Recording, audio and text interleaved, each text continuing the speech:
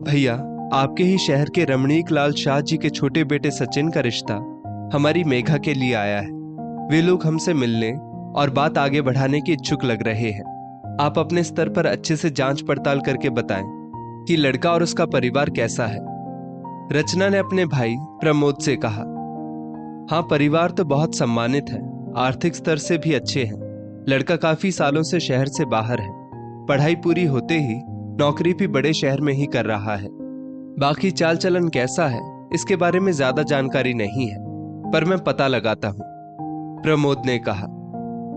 जिस व्यक्ति के साथ ताउम्र रहना है उसके बारे में जितना हो सके अच्छे से जांच पड़ताल कर लेनी चाहिए, ताकि भविष्य में किसी भी तरह की कोई आशंका ना रहे। इससे पहले हमने जो मेघा के लिए लड़का देखा था वो तो पहली बातचीत में ही तू तड़ाक पर आ गया था। उससे भविष्य में रिस्पेक्ट की क्या उम्मीद कर सकते थे। अपनी सैलरी पर भी जरूरत से ज्यादा घमंड कर रहा था। हमारी शादी के बाद तो तू ऐश करेगी, तुझे ब्रांडेड चीजें यूज करने का मौका मिलेगा, ऐसा मेघा से कह रहा था। इसलिए इस बार पहले से ही सब जानकारी ले लेना चाहते हैं, रचना ने कहा। 2-3 दिन के बाद प्रमोद का फोन आता है। रचना, मैंने पता लगाया है कि लड़का बेंगलुरु में बड़ी कंपनी में मैनेजर की पोस्ट पर है। अभी किराए के फ्लैट में रह रहा है। भविष्य में जल्द ही बैंक से लोन लेकर अपना घर खरीद लेगा, ऐसा सुनने में आया है। लड़का चरित्र में भी अच्छा है। लड़के के बारे में कोई नेगेटिव बात सुनने में अब तक तो नहीं मिली। मेरे ख्याल से बात आगे बढ़ाने में कोई हर्ज नहीं है, प्रमोद ने कहा। ठीक है भैया, आपकी बातों से मुझे तसल्ली हुई, रचना ने कहा। हफ्ते भर बाद सचिन अपने परिवार के साथ मेघा को देखने आता है। अरे पापा, लड़के के जूते तो एकदम साफ हैं। इसका मतलब है लड़का सफाई पसंद है, लापरवाह और आलसी नहीं है। और देखो, खुद बैठने से पूर्व सभी बड़ों को बैठने के लिए सीट ऑफर की। इससे समझ आ रहा है कि वो बड़ों की रिस्पेक्ट करना जानता है। मेघा के भाई रोहित ने अपने पिता सुभाष जी से धीरे से कहा। सचिन और मेघा आपस में बातचीत कर एक दूसरे को पसंद कर लेते हैं। लड़के वालों की तरफ से दहेज की कोई डिमांड नहीं की गई। मेघा के मम्मी पापा को भी सचिन हर लिहाज से सही लगा। दोनों की सगाई हो जाती है। सगाई के अगले ही दिन सचिन वापस नौकरी पर बेंगलुरु चला जाता है। सचिन रोज तो नहीं, पर 2-3 दिन में मेघा से फोन पर बात जरूर कर लेता। एक दिन मेघा के घर उसके पिता सुभाष जी के दूर के रिश्तेदार आलोक जी का आना हुआ। अरे सुभाष, तुमने तो हमें बताया नहीं, पर हमें पता चला कि तुमने मेघा बिटिया की सगाई कर दी। तुमको इतनी बड़ी दुनिया में शाह फैमिली का लड़का सचिन ही मिला अपनी बेटी के लिए, आलोक जी ने कहा। क्यों, क्या हुआ? आप ऐसा क्यों कह रहे हैं? लड़का और उसका परिवार ठीक नहीं है क्या? सुभाष जी ने चिंतित स्वर में कहा। वो एक बेटी के पिता जो ठहरे। अरे, सुनने में आया है लड़का एक नंबर का शराबी है, खाने पीने वाला है, चरित्र का भी सही नहीं है। काफी समय से घर परिवार से दूर जो है, पिछली नौकरी से भी निकाला गया था। नौकरी भी सामान्य सी है, कोई मैनेजर की पोस्ट नहीं है। अरे, लड़की ब्याहने से पहले एक बार तसल्ली से छानबीन तो कर लेते। रिश्ता जोड़ने की इतनी हड़बड़ी क्यों मचा दी? आलोक जी ने सुभाष जी से कहा। अब तो मेघा के माता पिता की काटो तो खून नहीं वाली स्थिति हो गई थी। आंखों देखी मक्खी निगल भी नहीं सकते थे। मन में शंका का बीज तो घर कर ही चुका था। सुनिए जी, मेरी मानो तो आप और रोहित बेंगलुरु जाकर सचिन के बारे में पूरी जानकारी ले लीजिए। तसल्ली होने के बाद ही हम शादी के बारे में सोचेंगे। हमारी बेटी के भविष्य का सवाल है। भगवान ना करे आलोक भाई साहब की बात सच हो तो। रचना जी ने सुभाष जी को सलाह दी। हाँ, तुम ठीक कह रही हो। मैं और रोहित जितनी जल्दी हो सके बेंगलुरु के लिए निकलते हैं, सुभाष जी ने कहा। दोनों बाप बेटे बेंगलुरु जाते हैं। वो दोनों सचिन की बताई गई कंपनी के सामने ही एक फ्लैट किराए पर ले लेते हैं और सचिन पर पूरी नजर रखते हैं। सुभाष जी देखते हैं सचिन ठीक समय पर ऑफिस आता है और ठीक समय पर जाता है। ऑफिस से निकलने के बाद सीधे अपने किराए के फ्लैट में पहुंच जाता है। एक दिन सचिन कंपनी के काम से ऑफिस से बाहर जाता है। मौका लगते ही सुभाष जी और रोहित उसके ऑफिस पहुंचते हैं। उसके ऑफिस स्टाफ और दोस्तों से मिलते हैं। बातों बातों में जानकारी हासिल करने पर पता चलता है कि सचिन बहुत शरीफ इंसान है। सब उसकी बहुत तारीफ करते हैं। उसकी पोस्ट के बारे में भी पता चलता है। कि सचिन वाकई मैनेजर की पोस्ट पर कार्यरत है। सचिन ने अपनी पहली नौकरी भी अपनी मर्जी से छोड़ी थी, उसे निकाला नहीं गया था। मेघा के पिता और भाई मिली जानकारी से संतुष्ट हो वापस आ जाते हैं।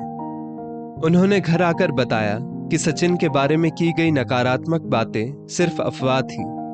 अरे हमारा दामाद कंपनी में मैनेजर की पोस्ट पर ही है, चरित्र का भी अच्छा है, खाने पीने वाला व्यक्ति नहीं है, सुभाष जी ने कहा।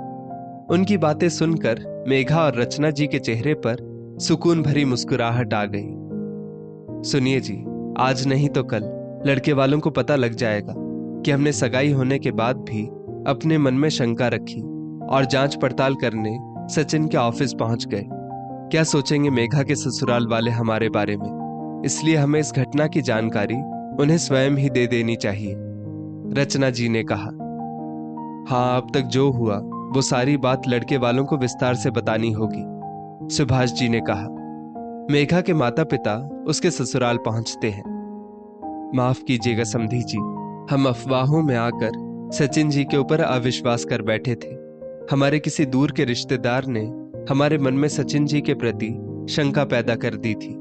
हम बहुत शर्मिंदा हैं। इसमें शर्मिंदा होने वाली कोई बात नहीं है, हम भी बेटी वाले हैं। ऐसे आंख बंद कर अपनी बेटी किसी के भी हाथ में नहीं दे सकते। जानते बूझते बेटी के भविष्य के साथ खिलवाड़ नहीं कर सकते। आपने बिल्कुल सही किया जो आपने होने वाले दामाद के बारे में अच्छे से जानकारी निकाल ली, वरना मन के कोने में शंका बनी ही रहती। वैसे ये अफवाह फैलाई किसने, इस बात की पड़ताल तो करनी ही होगी, सचिन के पापा रमणीक लाल जी ने कहा। बात निकली तो बहुत दूर तक गई।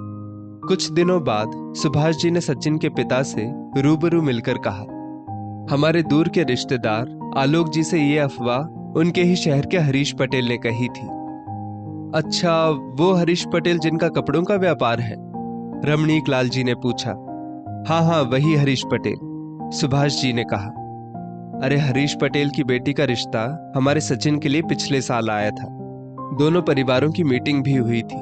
लड़की देखने में तो अच्छी थी, पढ़ी लिखी भी थी, पर उसके विचारों से सचिन सहमत नहीं हुआ और ये रिश्ता नहीं हो सका। सचिन ने लड़की से कहा था, अभी वो बेंगलुरु में किराए के फ्लैट में रह रहा है। भविष्य में मेरे पापा के रिटायर होने के बाद मम्मी पापा बेंगलुरु उसके पास आकर रहेंगे। इसके लिए वो पैसे सेव कर रहा है ताकि बेंगलुरु में थोड़ा बड़ा फ्लैट खरीद सके। तब हरीश पटेल की बेटी ने कहा कि ये भी क्या बात हुई, अपने मम्मी पापा को तो उनके ही शहर में रहने देना। मैं इस रिश्ते के लिए इसलिए तैयार हुई हूँ क्योंकि तुम अपने पेरेंट्स से दूर बड़ी सिटी में जॉब करते हो, जिससे तुम्हारे साथ अकेले में मैं फ्रीली अपनी लाइफ एंजॉय कर सकूं। ये सास ससुर की जिम्मेदारी उठाना मेरे बस की बात नहीं है। उसके विचार सुनकर सचिन ने इस रिश्ते से इनकार कर दिया था, पर हमने कभी इस बात का जिक्र किसी से नहीं किया। सबकी अपनी अपनी पसंद होती है, भला किसी लड़की की बदनामी क्यों करना, सचिन के पिता रमणीक लाल जी ने कहा।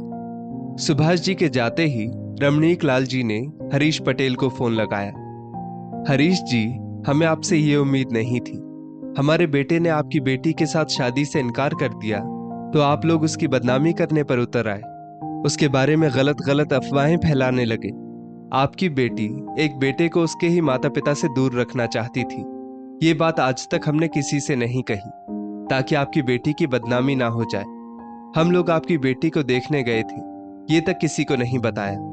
हम और हमारा बेटा सही है, इसलिए ऐसी अफवाहों से निपटना हमारे लिए आसान है। आप गलत बातों का षड्यंत्र रचना छोड़िए और अपनी बेटी के भविष्य का सोचिए। इतना बोलकर रमणीक लाल जी ने फोन रख दिया। सचिन और मेघा की शादी बहुत धूमधाम से बिना किसी विघ्न के संपन्न हो जाती है।